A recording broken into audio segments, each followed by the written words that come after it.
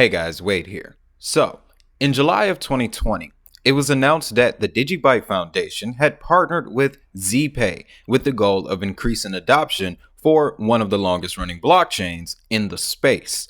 A month later, Tron joined the fold with the same goal of introducing the Tron ecosystem to the UAE. Then, Zpay went 3 for 3 in September, announcing a partnership to add Klever to their ecosystem, again with the goal of spreading blockchain adoption for the up-and-coming cryptocurrency. But where am I going with all of this?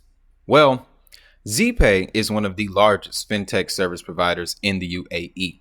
Zpay focuses on establishing several fiat to crypto payment gateways, including crypto-backed debit cards, POS terminals, and other decentralized finance products. In February of 2021, they partnered with PundiX, a global point-of-sale system distributor. This would see the deployment of over 100 handheld POS terminals and 10,000 XPass cards in the UAE.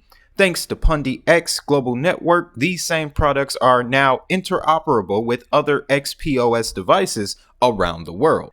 So between July of 2020 and February of 2021, Zpay chose the 3 leading blockchains that they want to build their infrastructure on top of, and then added the leader when it comes to developing payment infrastructures. Quite the 8-month swing, right? But one thing was still missing. You see, Zpay is operating in the UAE, and the UAE has had crypto regulation established since 2018. So, in order for them to achieve their mission of merging traditional payment systems and the blockchain payment system, they were going to need to receive regulation from one of the biggest rulers in the land. In September of 2021, they received a third DLT license from the Sharaj Research Technology and Innovation Park.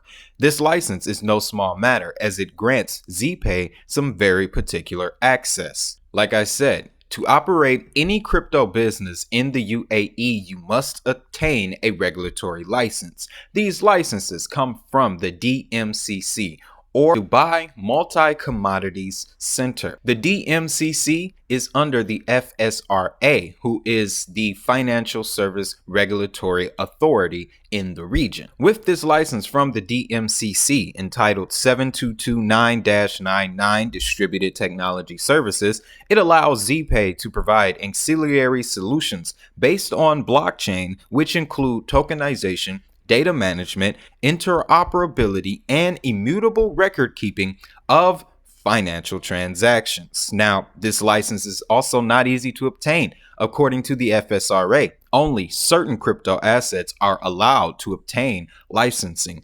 The decision about which assets are made based on market cap, traceability, security, price volatility, and a number of other factors. Essentially, without one of these licenses, you can't do business in the UAE. So this would imply that the projects that we do see actively engaging with the UAE, like Binance, Crypto.com, and FTX, have not only established a regulatory relationship, but now they also have the technological permission to merge blockchain with traditional payments. This is also fueled by the overall sentiment in the UAE when it comes to crypto adoption. The other element as well that we focused on is talking about progressive regulation on crypto, on the metaverse, on fields that people typically try to push to the future and say, we will not address it today, we will address it in 2, 3, 4 years down the line. And then every year we do that, we realize as well that we as a government benefit. So in the case for Zpay, all of this momentum can also be attributed to their royal relationships. In January of 2021, it was reported that they were in advanced talks to raise $25 million to establish a blockchain ecosystem in the UAE. The strategic talks that Zpay conducted align with the UAE's long-standing vision to usher in economic opportunities for all sectors in the region. Numerous sources and high-level names in the domains of sovereign wealth funds, private offices, Middle East-based and international-based venture capitalists participated. What's interesting, though, is that the foundation of these relationships actually stems from February of 2020, where they hosted an invite-only event at the Burj Khalifa. C-level executives, venture capitalists, and members of the royal family were in attendance. So if all of this started back in February of 2020, and these partnerships would follow that same summer, that would also add strength to these relationships, especially when we take a look at what these three projects have been up to in recent months. Starting with Tron, the biggest news of Q2 so far has been the arrival of the USDD algorithmic stablecoin. Ever since launch, Tron's price has been very stable or even increasing, and we all were wondering why. Well, when I took a look at how the USDD stablecoin is constructed, it all started to make sense, guys. For example, unlike Terra Luna, the Tron DAO reserve is going to back this coin with a basket of cryptocurrencies, including Tether, Circle, Bitcoin, and Tron. The price stability could very well come from the USDD burning mechanism. You see, issuance and redemption of the USDD is done by dynamic exchange between TRX and USDD. This means that users have to burn $1 of Tron for issuance and $1 of USDD for redemption. Through these mechanics, over time, the supply of Tron is going to decrease exponentially. This can be seen now on the Tron DAO Reserves website. Now, yes, Tron has a reported total supply of almost 92 billion, but in just 30 days since launch, 8.2 billion have already been burned. In addition, Tron DAO has purchased $38 million worth of Tron so far to support the stablecoin. However, this is only a fraction of the $555 million allocated for the stablecoin over the next 12 months. In total, $10 billion in assets will be going into the backing of this stablecoin. And unlike Do Kwon, whose finances were questionable, Justin Sun definitely has the capital to back this coin. Keep in mind too, Zpay could easily integrate this into their ecosystem, especially now having that DLT license. And here's another thing to consider: Justin Sun's relationship with the World Trade Organization. When he announced this and left Tron, the news, it hit everybody. It hit everybody in the wrong way, including me. But in the months that have passed, we can now see the importance of that relationship.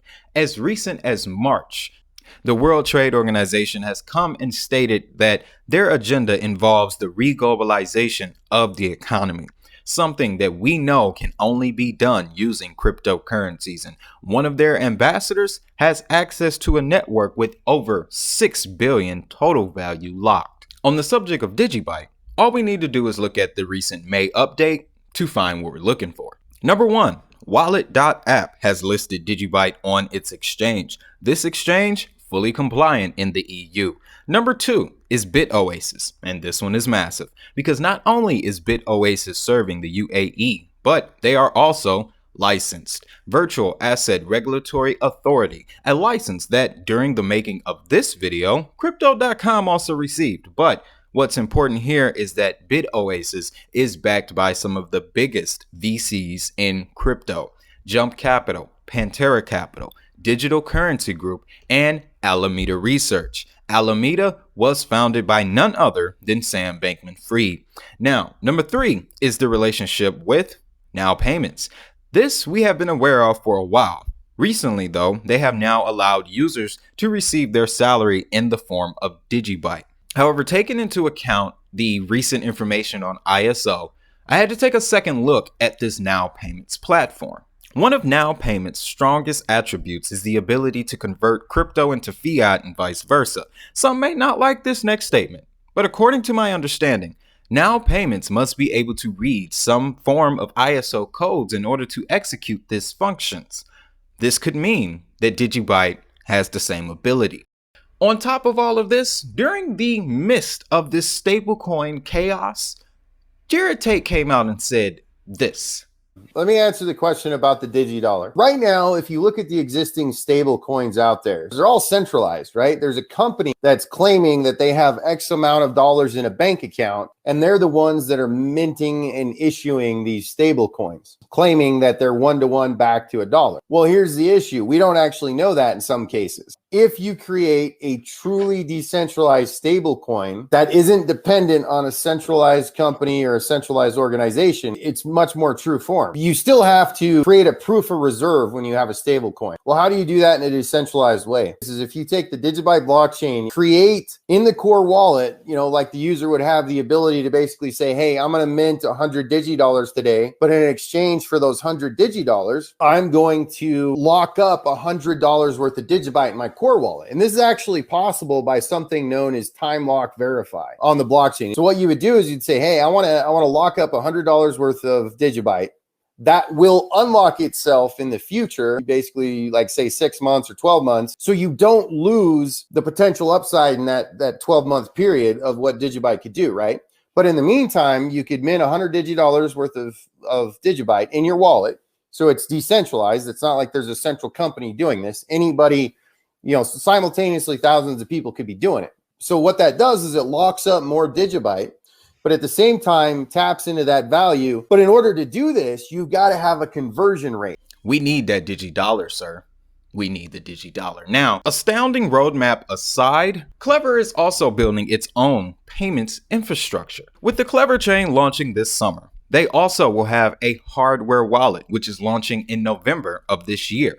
Next, they have Klever Custody, which is the same as Coinbase, Binance, or FTX custodial solutions, with them being recognized in the UAE. This could very well allow royal families or high net worth investors to hold their assets on the Klever chain. In phase 2 of Klever Custody, they plan to allow this same access to any retail investor. This would essentially allow for small communities to fund themselves, adding strength to the DAO movement. Then we have the partnership with Mercurio, which provides fiat on-ramps directly in Klever's wallet, and the K5, which is the next installment. Mercurio's gateway solutions are used by over 200 businesses worldwide, services that have been approved by many major banks and payment networks. Lastly, Klever also has a plan for Africa, citing that mass education, a balanced financial system, and globalization would help usher in a new era of financial inclusion in Africa. After piecing all of this together, here's the conclusion that I have come to. The future of retail, the future of payments, and the coming ISO messaging standards, what we are seeing is a reflection of the merge. Okay, we are about to see a merge. I just saw a headline where Ripple stated that they wanted to buy other crypto projects.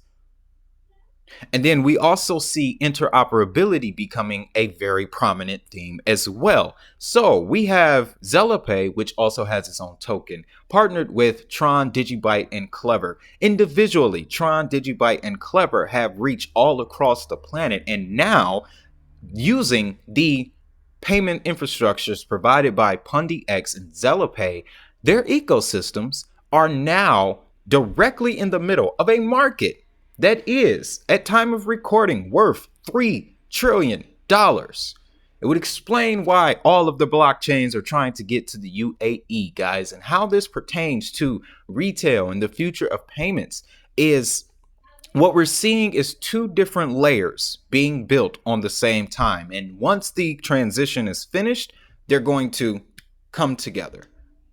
That's interoperability. That's how you usher in a new financial payments system. Now, before we get out of here, I want to leave you with a question. Are crypto payments necessarily good for crypto? Meaning, if we start to use cryptos as currencies, which is the reoccurring theme, how will that affect the valuation of these projects? Because this leads me into another line of thinking that I have had for a while. The way that the retail investor values a project is going to change based on the coming utility era. So again, I ask you, a crypto-based payment system for any particular blockchain, what value will that add to the market? While you think on that, guys, of course, you know what I want you to do. First of all, thank you for your patience. This was supposed to come out yesterday, but as you can see, with the depth of information, took a bit longer. So I appreciate you guys. With all that being said, guys, of course, you know what I want you to do. Have a great weekend. Have a prosperous weekend. And most importantly, if that money is digital, so is the hustle. I'll see y'all in the next one.